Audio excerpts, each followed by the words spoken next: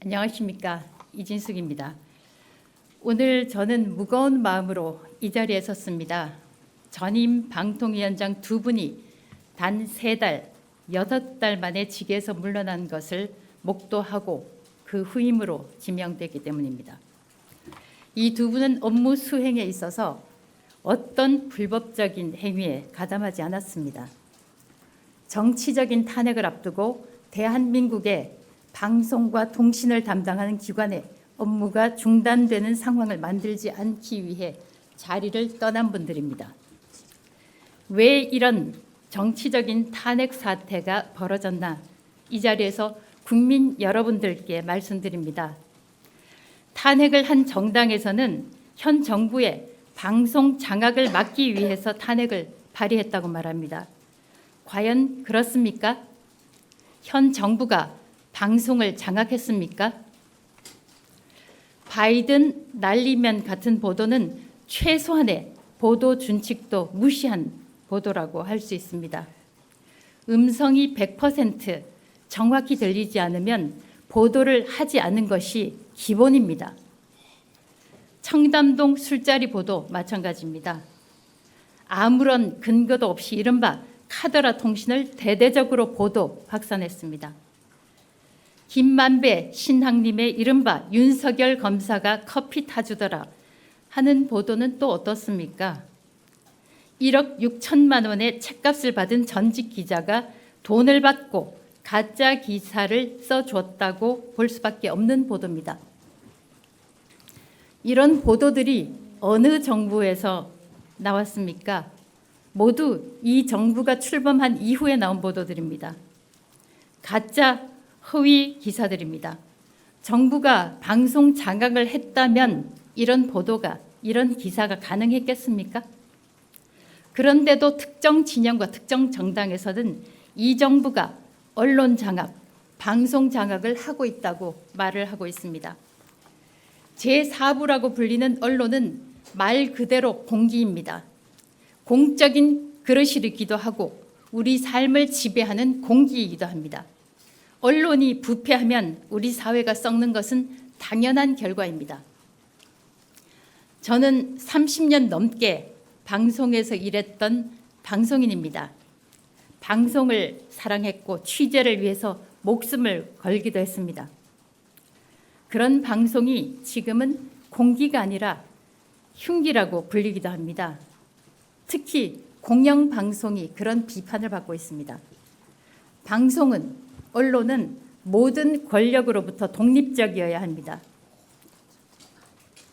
정치 권력, 상업 권력으로부터 독립해야 하는데 반대하는 사람은 없을 겁니다. 그러나 오늘 저는 이 시점에서 공영방송, 공영언론이 노동 권력, 노동단체로부터도 독립해야 한다고 생각합니다. 그런데 공영방송, 공영언론의 다수 구성원이 민노총의 조직원입니다.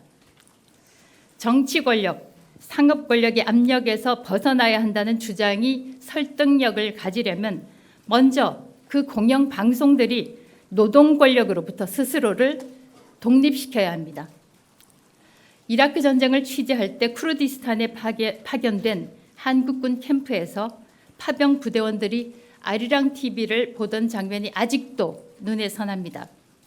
한국의 방송 콘텐츠, K 콘텐츠는 이제 더 이상 한국 내에서만 방송되지 않습니다. 전쟁터에서도 K 콘텐츠를 볼 수 있는 세상이 됐습니다. 보편적인 인간의 감성을 건드릴 수 있는 콘텐츠라면 OTT를 통해서 전 세계에 판매할 수 있습니다. 방송인들이 콘텐츠를 제작한다면 통신산업은 이 콘텐츠를 전 세계로 실어 나를 수 있는 플랫폼을 구축합니다. 국민 여러분께 호소합니다. 우리 언론이 공영방송이 제 자리를 찾을 수 있게 더 큰 관심을 기울여 주십시오. 조만간 MBC, KBS, EBS 등 공영방송사의 이사 임기가 끝납니다. 이사 임기가 끝나면 마땅히 새 이사들을 선임해야 합니다. 임기가 끝난 공영방송 이사들을 그대로 유지해야 하는 이유는 없습니다. 방송법에 대해서도 인터넷을 통해 검색해 보시고 어떤 방향으로 가야 되는지 생각해 보시기를 바랍니다. 방송은 국민의 재산입니다. 공영방송은 특히 더 그렇습니다. 방송이 방송인의 것이라는 주장은 얼핏 들으면 그럴듯하게 들리지만 그것은 사실이 아닙니다. 국민 여러분의 재산입니다. 마지막으로 민주당에 요청합니다. 하루빨리 방송통신위원회가 5명의 상임위원을 구성할 수 있도록 민주당 몫의 위원 추천을 해주시기 바랍니다. 민주당이 나머지 2명을 추천해 준다면 가장 빠른 시일 안에 5명 위원회가 구성될 것입니다. 민주당은 이해할 수 없는 이유로 작년부터 위원 추천을 하지 않고 있습니다. 저는 작년 8월 국민의힘 몫으로 추천을 받았지만 민주당은 국회 표결을 거부했습니다. 민주당이 비판하는 이른바 2인 체제는 민주당이 만든 것입니다. 제가 그 증인입니다. 정해진 절차에 따라서 방송통신위원장에 임명된다면 저의 경험에 따라 공영방송은 공영방송이라는 제자리를 잡고 통신이라는 날개를 달아 K컨텐츠가 전 세계로 뻗어나갈 수 있도록 최선을 다하겠습니다. 감사합니다.